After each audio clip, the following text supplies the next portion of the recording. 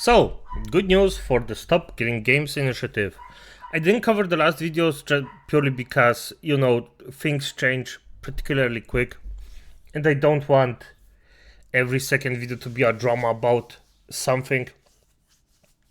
So that's why I didn't do the Stop Killing Games thing after they reached the 1 million. Because as initiatives in Europe work, you can actually count that about, what would I say? You need about 200,000 plus signs to be on the safe side of the entire thing, so you can get the fake ones out, or the ones that did a mistake. Because there aren't always fake ones, there are also people who just, misspell their name. Yeah, that happens in initiatives like that. But hey, let's see how good the entire thing did, because he's gonna show it. And the industry is lobbying against Stop Killing Games. Yeah, no fuck. I'm gonna be honest, this is actually quite obvious. They don't wanna keep up games because it's more work for them. And those parasites just wanna suck the blood or the money out of you as much as they want. So, is it a surprise that they are thinking like pirate software? Of course not. Hello! I have a development on the Stop Killing Games campaign. Good. Now, as I mentioned earlier, it's recently crossed the 1 million signature mark, though I'm assuming nothing. In fact, I've been given stats that there was a previous initiative that had 250,000 of its signatures invalidated. And Yes. I could see us setting a new record there. So keep signing. That's the first thing. Yes. Second, for anyone who doubts how powerful this initiative can be, we now have a lobbying group issuing a statement about us. Do you think if we had no chance of changing things, we would have lobbyists coming out against us?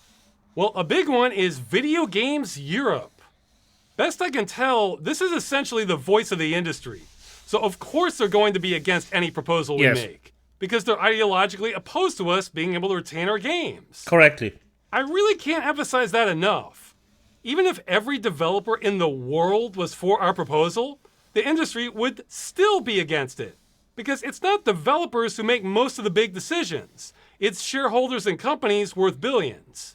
So with that in mind, let's go through this statement quick by our opposition here.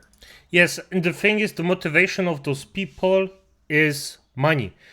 They don't want you to have good games, they want the maximum profit for the least amount of investment they can get.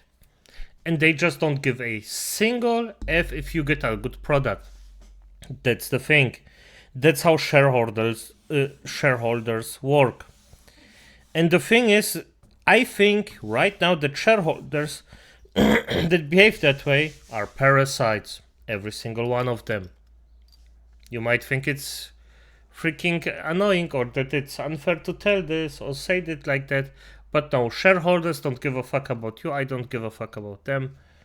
They are parasites. Just get them the F out. I mean, why is even somebody so stupid to offer somebody else more than 50%, even if it's split in a few ways? Why do you even offer something of your game, more than 50% of decision making? That's stupid. Don't do this. Let yourself the biggest chunk of the cake. You just need the shareholder money initially, then they are worthless to you after it goes out. So We appreciate the passion of our community. However, the decision to discontinue online services is multifaceted, never taken lightly, and must be an option for companies when an online experience is no longer commercially viable. Well, I have great news for you, Video Games Europe. We are in no way seeking to impede your right to discontinue online services. We are saying you can shut down your games whenever you want. But you have to do that responsibly, in a way that doesn't take back rights you already sold to customers. exactly. Yeah, some people forget that companies have to sell you some rights to begin with to even play the games. We understand that it can be disappointing for players, but when it does happen, the industry ensures that players are given fair notice of the prospective changes in compliance with local consumer protection laws. No. Okay, well, first off, I'm not a lawyer, but this guy at WBS Legal is, and he thinks Ubisoft probably broke the law when it shut down the crew, giving players only 3 months' notice, when they should have given more like 2 years. Yeah, you know, Ubisoft, one of your members. So this is probably a false statement out the gate. But you know what? That's not even our issue. So I don't even care how much notice you're giving to players. What I care about is that you're not depriving them of their purchase. Private servers are not always a viable alternative option for players, as the... That's such bullshit. Let's just say it like this. Just write down what Pirate Software argued and note that the exact opposite is true. Then listen to this.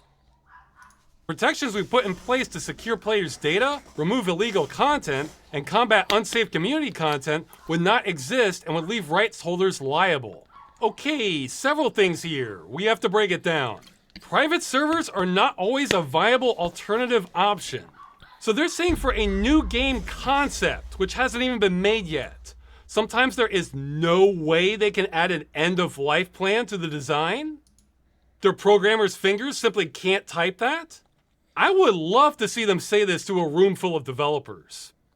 I think the industry would be surprised how viable it was if the law said you can't take back the limited license rights you already sold to the customer. And this next part. Yes, this part is true. Players will absolutely be getting a rougher and more wild experience playing an unsupported game. I happen to know a thing or two about that. So yes, that's the nature of anything unsupported. That's not a good excuse to destroy what people paid for. And second of all, how is it called? Give me a second. Return of Reckoning. Warhammer Fantasy Online game.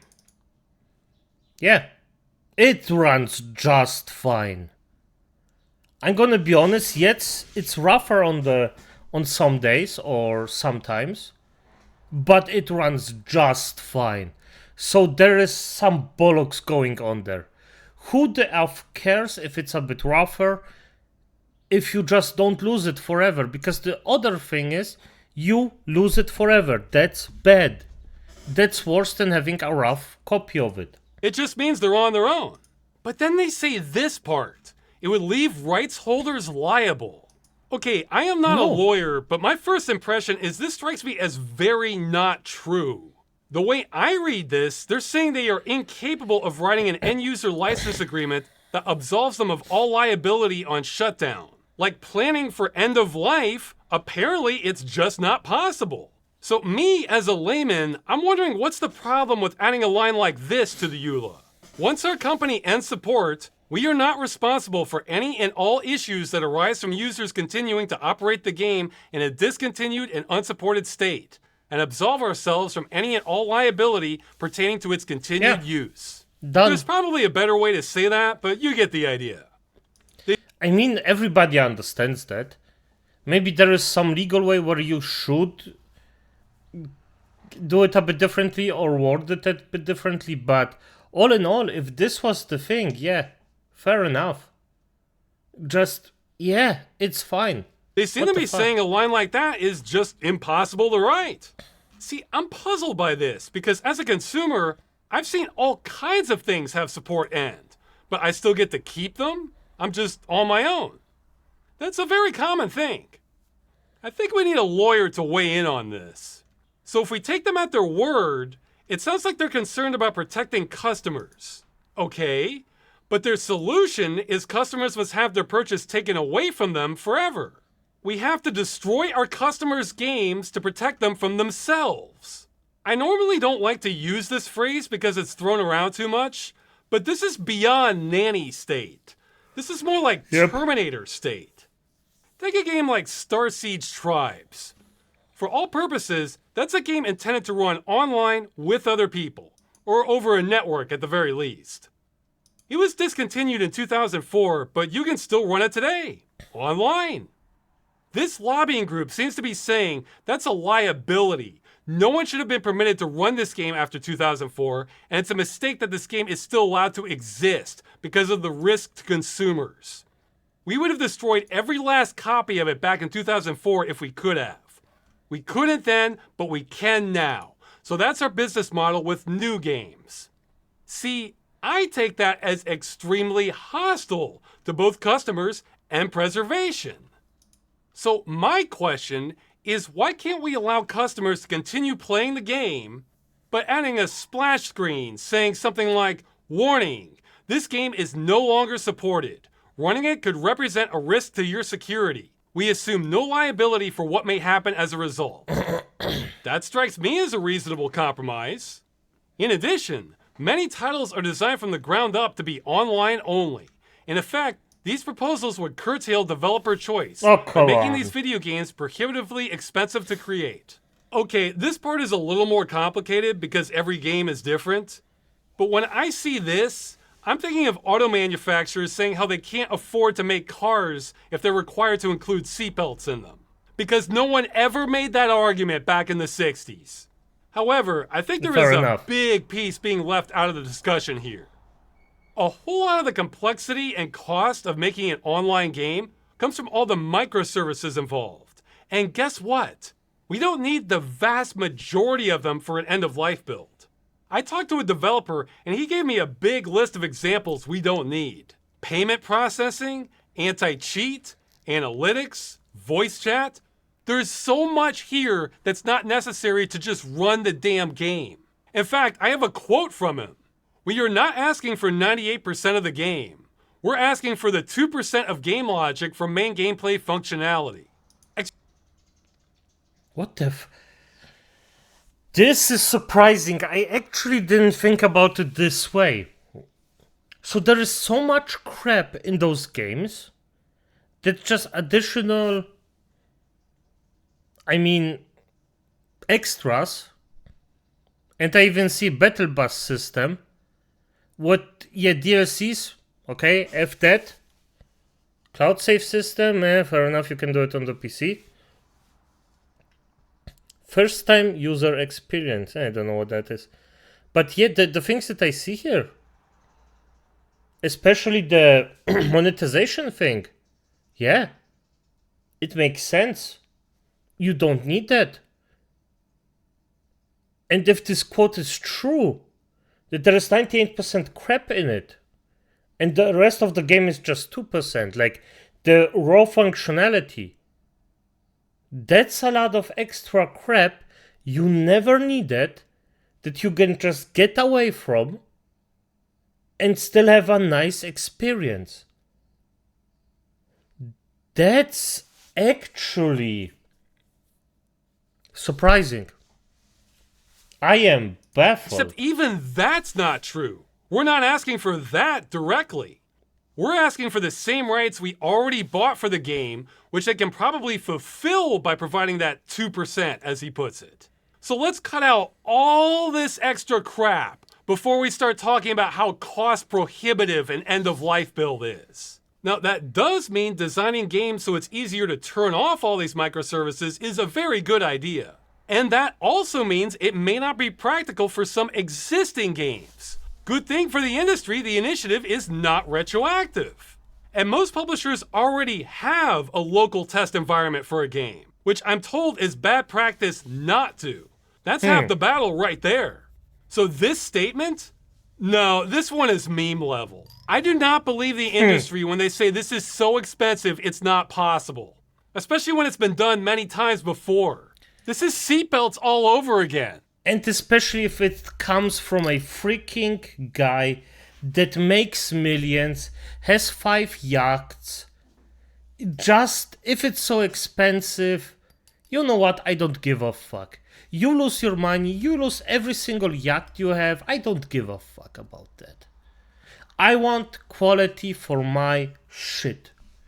And if that means that you lose something, you rich bastard up there, I don't care.